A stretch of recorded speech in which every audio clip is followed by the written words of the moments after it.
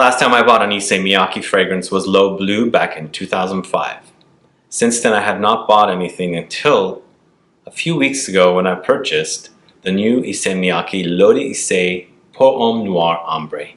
We're going to talk about this one, plus you'll have a chance at winning one of 2 samples coming right up.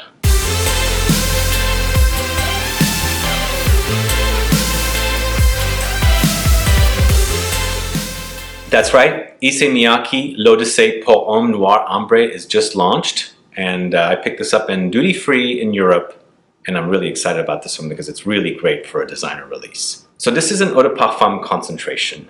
It is 110 euros. I can't find pricing for the States. I'm not even sure if it's going to be sold here because on the Issey Miyake website it's not listed to be sold here. Just Middle East and Europe and some Asian countries were listed, but nothing for the USA and Canada. So 110 euros approximately, and eBay I found it for about $150. So it comes in a beautiful box like this, like that. So it's kind of very niche quality type offering, so there's more sophistication put into, or thought put into, coming up with something more interesting rather than just a plain cardboard box. And as I said, I have not bought a single Issey Miyake fragrance since 2005 when I bought L'Eau Blue. And the very first time I wore Issey Miyake L'Eau d'Issey, the original, was back in 1996. It's been a while.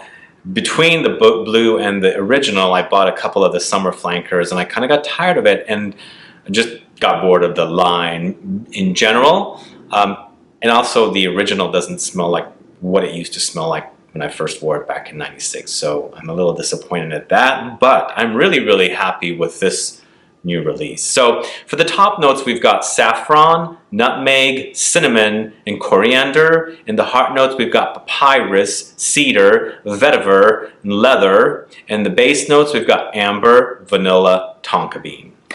First off, I want to say this is not a groundbreaking release. It's not anything like, oh my God, they've never done anything like this before, because it's been done before. But as a designer, it's pretty original, I think. This is one of the better designer releases I've picked up in recent times. It's all about amber. It's a dark, spicy amber. So upon initial spray, the saffron is pretty big, and the spices. The cinnamon is pretty key here, and you pick it up on the top notes more than the other notes, like the nutmeg and the coriander and saffron. But to me, it's all about the saffron and cinnamon, with the nutmeg and coriander kind of secondary players at the top. In the heart notes, you start picking up some of the woody notes. The vetiver kicks in. It's slightly leathery with a papyrus note, and as it's drying down, the amber just amplified with the vanilla and tonka bean. It's really lovely scent. And finally, Issey Miyake has released something that's really wonderful that you all should check out, because for a designer, this is pretty awesome. Pricing is actually a little higher than I would normally pay for a designer, because pricing, we're kind of getting into niche pricing territory, but again, I've sprayed it on me and I just love wearing this one. It smells so good for a designer that I just want to keep wearing it. And I'm a huge fan of amber fragrances to begin with, and this actually is bordering niche quality as far as the scent goes. Again, I'll say it again, it's not anything groundbreaking, but it is definitely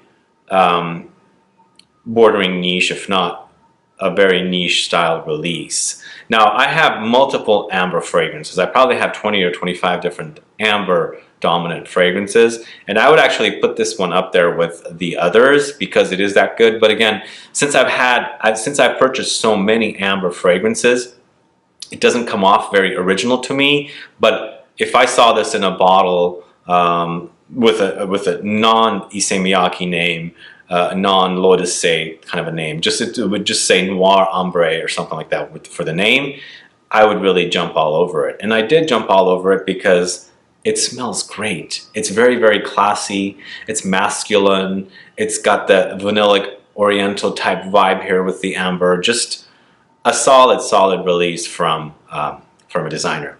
And here's the other thing. If you are not too familiar with amber fragrances, you're probably going to want to check this one out so that you can get familiarized, because it does have that niche side and it definitely has the designer side. So it's best of both worlds here in a bottle and as an amber fragrance. So definitely I would say try and find a bottle, get your noses on it, because it is really a wonderful release from this brand who I haven't spoken about in either of my channels, so I highly recommend it. As mentioned at the beginning, also I'm doing 2 samples of Noir Ambre by Issey Miyake, l'Odyssée pour Homme. All you have to do is make sure you are a subscriber to this channel, which definitely you should be, so that you don't miss out on future videos and giveaways. Put down a comment as to why you want to win, what did you like about this review, and which amber fragrances have you tried, and then as well as put down your state so that I know where I'll be shipping this to. In 3 to 5 days, we'll randomize the first 2 names and select them as the winners. Alright guys, thanks so much for watching this video about Issey Miyake's l'Odyssée pour Homme Noir Ambre, this one right here. What do you think? Are you curious to try this one? Have you tried it already? Do you have it? What do you think of the price? What do you think of the box? It is really a cool offering. I highly recommend you try it, and let me know your thoughts, what you think about it. Put down comments so we can get a conversation started. Also, please like this video, please share it, follow me on Facebook, Twitter, and Instagram, and I'll be back with more videos very soon. Have a good one. Goodbye.